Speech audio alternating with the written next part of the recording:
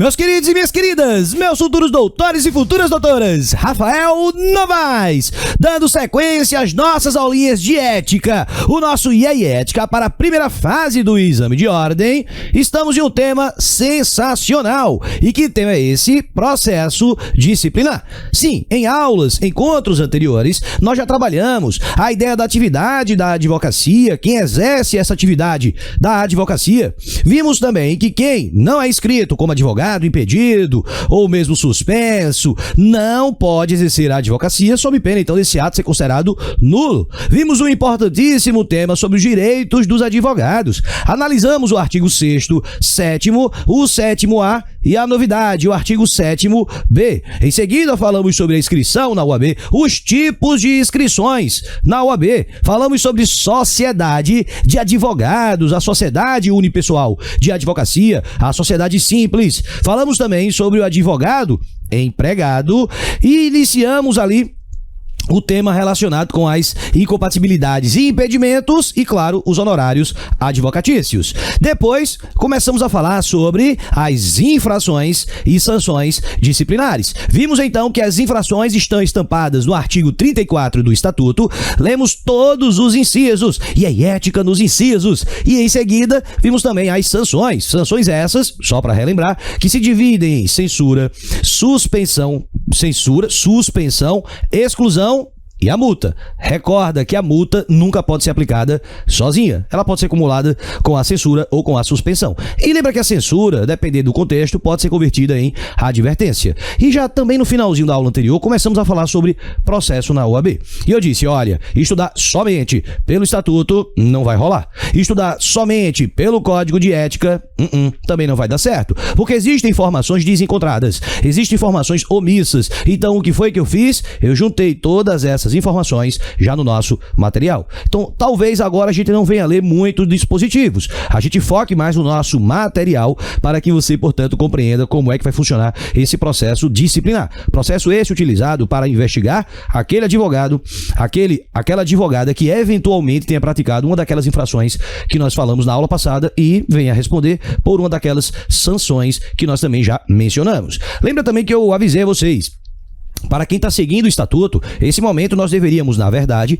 estar falando sobre organização da UAB. Mas eu prefiro não comentar agora a organização. Por quê, Rafael? Porque a gente acabou de ver na aula passada as infrações, as sanções. Então é melhor que nós já vejamos nesse momento como é que vai ser aplicada aquela infração, como é que vai ser aplicada aquela sanção. E essa aplicação vem exatamente através do processo disciplinar. Processo disciplinar esse, repito mais uma vez, insisto, que tem sua previsão tanto no Estatuto, artigo 70 ao 74, como também no novo Código de Ética e Disciplina, a resolução número 2 de 2015, nos artigos 55 ao artigo 69. Então a gente vai sim falar nesse momento sobre processo disciplinar e depois, quando a gente encerrar o processo disciplinar, é que a gente vai entrar na organização da UAB para não confundir a sua cabecinha, tá bom? Vamos, portanto, começar com uma informação muito importante. Perceba, a competência para esse processamento.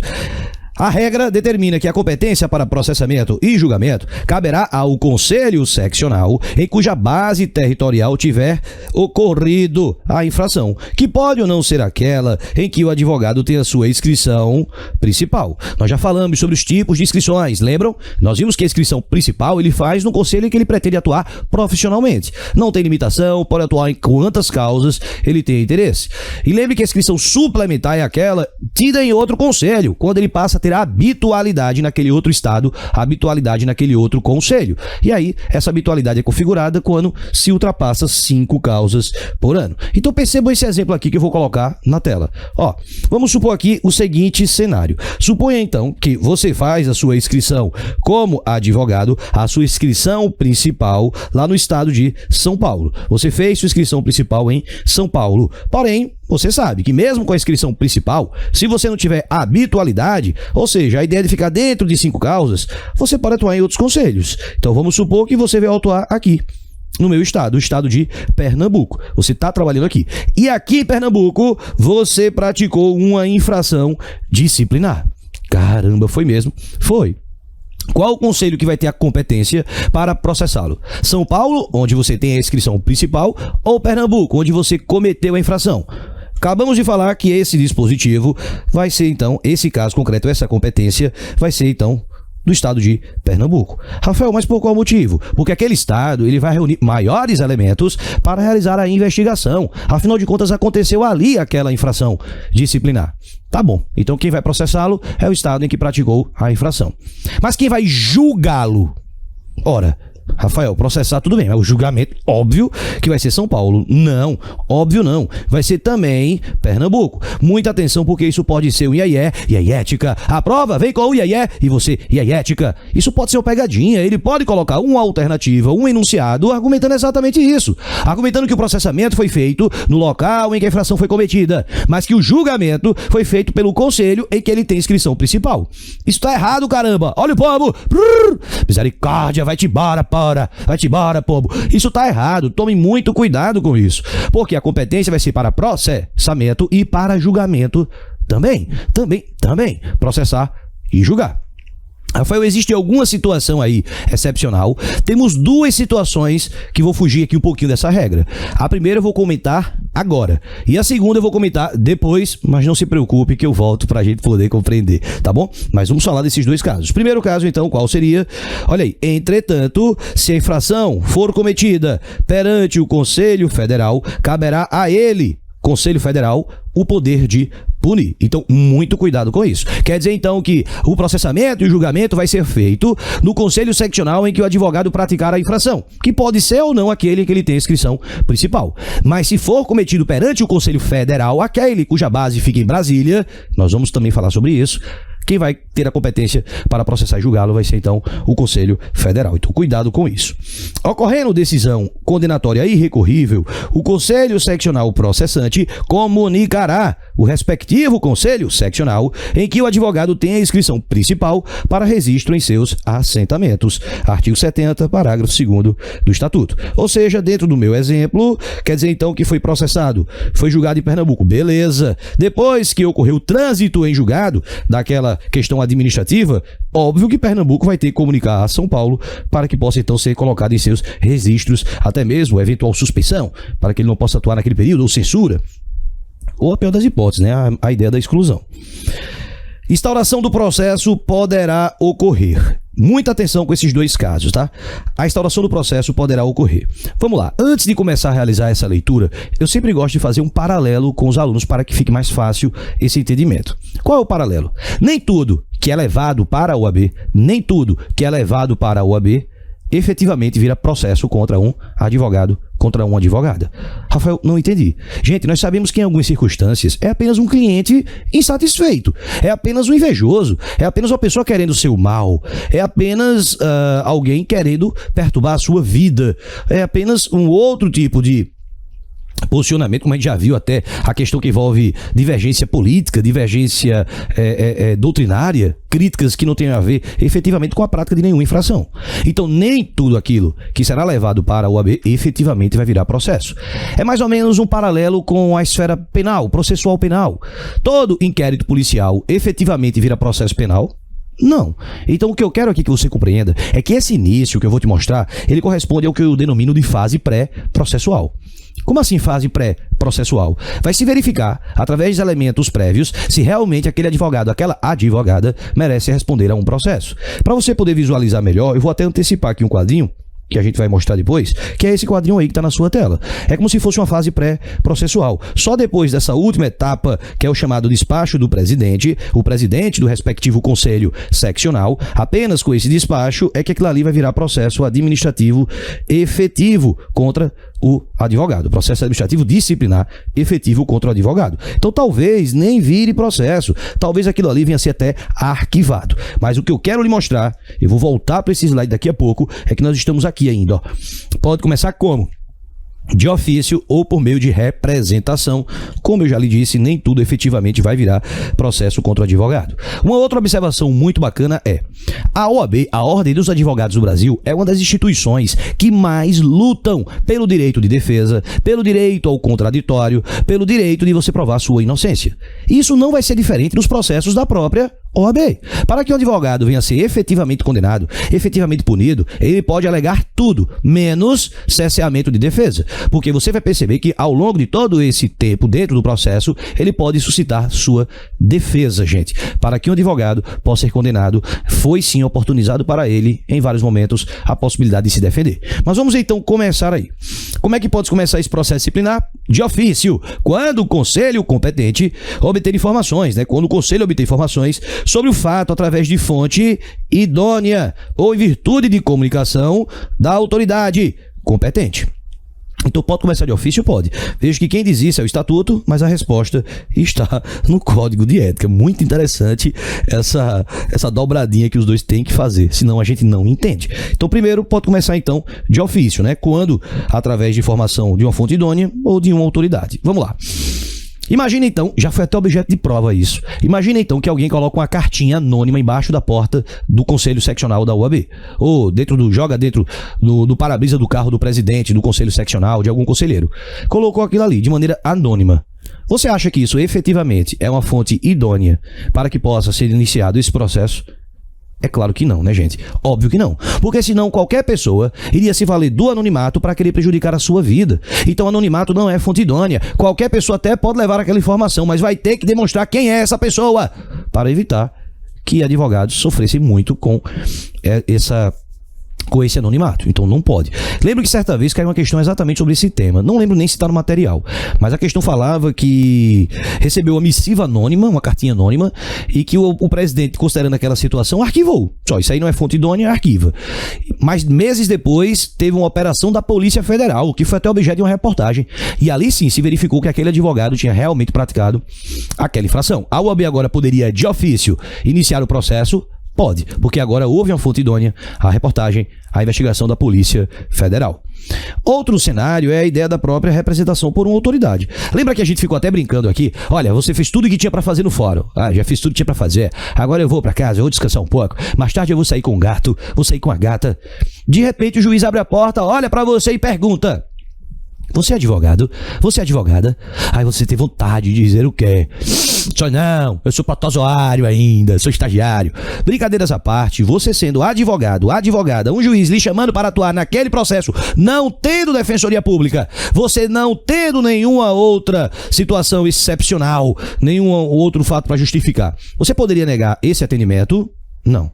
Nós já vimos que não pode negar. Você vai ser obrigado sim a atuar. Inclusive, ter direito a honorários, arbitrado pelo juiz, de acordo com a tabela do Conselho Seccional e pagos pelo Estado. Rafael, vai demorar. Sim, mas se você não tem um motivo justificado, se não tem defensor disponível, você é obrigado sim a atuar. Imagina que você vira para o juiz e diz: não vou. O juiz pergunta: não tem defensor disponível. Você tem algum motivo justificado? Não tenho. Mas por que você não vai atuar? Porque eu não quero, caramba. Passa bem. O juiz pode mandar então oficial OAB. Para quê? Para se instaurar de ofício um processo disciplinar contra você. Caramba, Rafael, é mesmo? É isso mesmo. Ou mesmo uma outra autoridade, um delegado de polícia, por exemplo. Então, pode a OAB iniciar de ofício, através de informação de fonte idônea, ou mesmo de alguma autoridade. Certo, mas se não for esse cenário, poderia também iniciar como? Por meio de representação. Isso aqui, pelo que me consta, que eu me recordo, foi um dos últimos temas que caiu, sobre esse assunto aí. Acho que sobre o processo foi esse tema aí, um dos mais recentes. Ele diz assim: qualquer interessado poderá formular representação perante o presidente do Conselho Seccional ou da subseção, por escrito ou verbal, identificando-se e narrando os acontecimentos que ensejariam a infração disciplinar em conjunto com provas existentes. Vamos com muita calma. Primeiro, qualquer pessoa.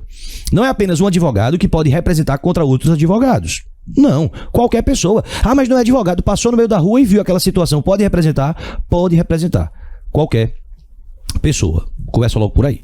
Segundo cenário, ele determina então que essa pessoa pode representar perante o presidente do Conselho Seccional ou subseção. Rafael, nós ainda não conversamos sobre a organização da OAB.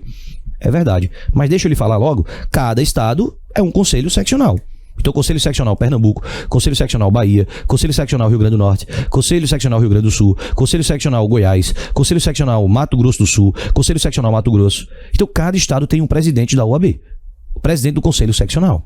Seu estado tem, certamente. Óbvio, lógico que tem que ter. Então, pode ser representado perante ele. Olha, estou representando contra aquele advogado. Mas imagina comigo o seguinte cenário. Imagina que a pessoa não está na capital, porque geralmente as sedes dessas OABs ficam nas capitais. Imagina que a pessoa está lá no interiorzaço aí do seu estado. Interior longe pra caramba mesmo, longe da capital. Viu que aquele advogado praticou infração. Fazer com que aquela pessoa tenha que se dirigir até a capital, até a sede do Conselho Seccional para apresentar uma representação contra aquele advogado, talvez fosse estimular a impunidade. Porque a pessoa ia pensar, caramba, para poder representar contra o advogado que fez essa cagada aqui, eu vou ter que ir até a capital, não sei quantos quilômetros de viagem, vou nada, deixa isso para lá. Então, para evitar essa impunidade, as subseções que funcionam como verdadeiros braços da UAB nos interiores, a gente vai ver essa situação, é a ideia do próprio desmembramento, ou melhor, desconcentração da UAB. Então, ele pode procurar próprio conselho seccional ou a subseção daquela região.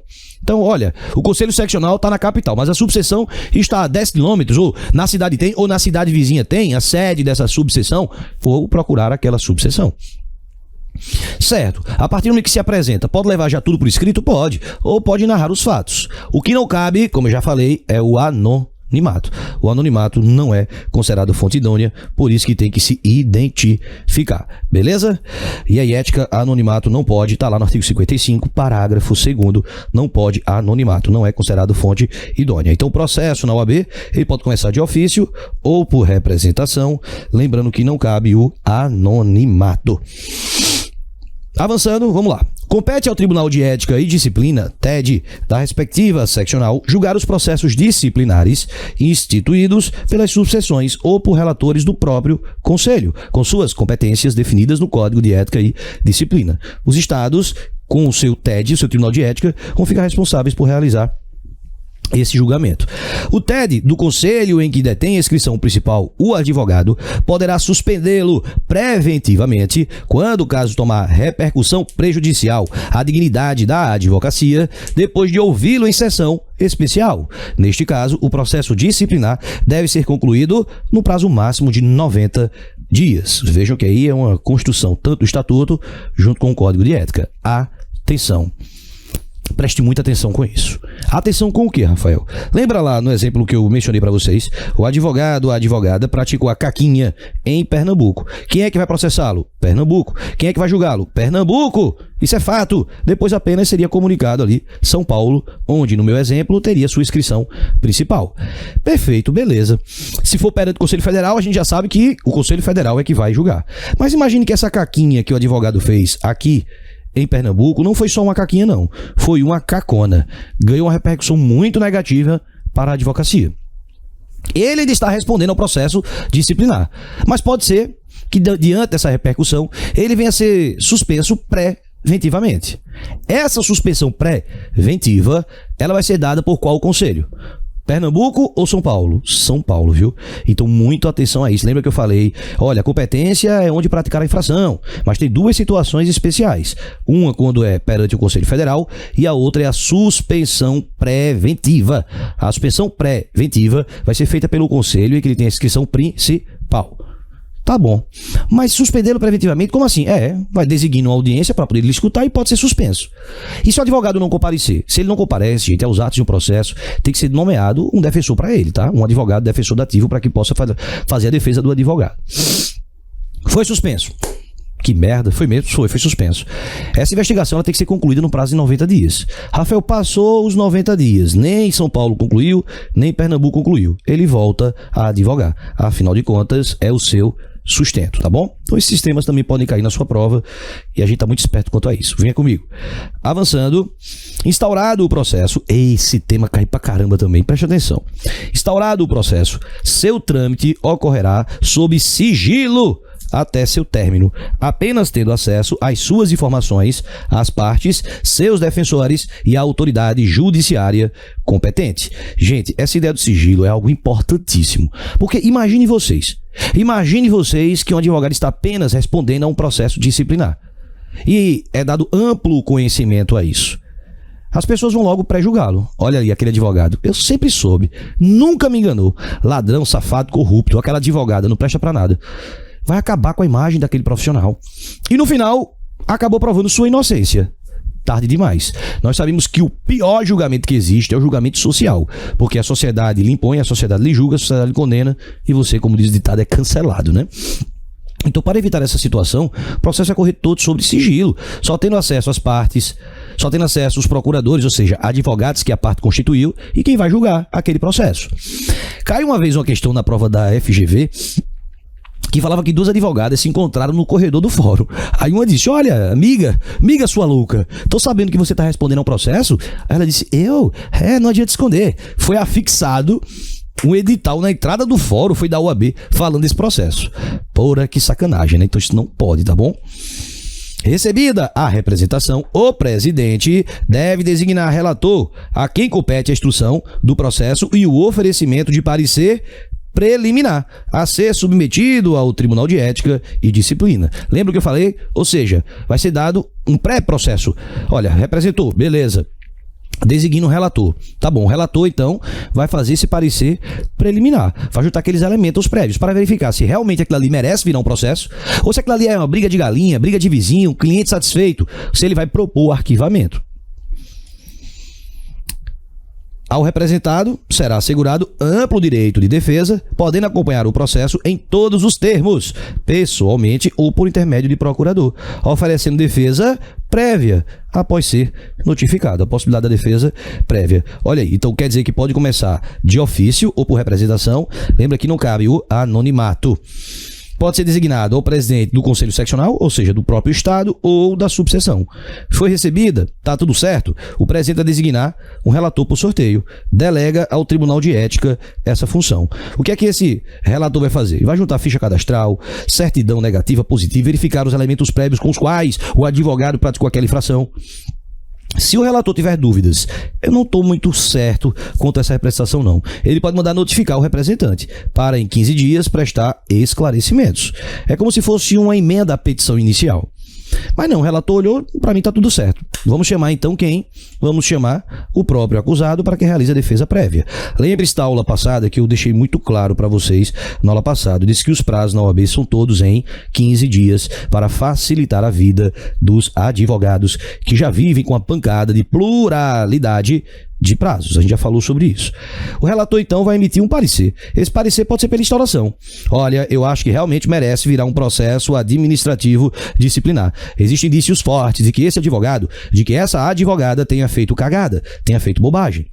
Ou então ele pode propor arquivamento. Presidente, eu acredito que isso aí é apenas um cliente satisfeito, presidente. Isso é apenas uma crítica doutrinária, presidente. Isso aí não merece, presidente. Quem vai decidir no final é o presidente do respectivo conselho. É exatamente isso que está aqui. Ofertado defesa prévia, o relator poderá se manifestar pelo indeferimento liminar da representação, decidindo o presidente do conselho seccional quanto arquivamento ou não.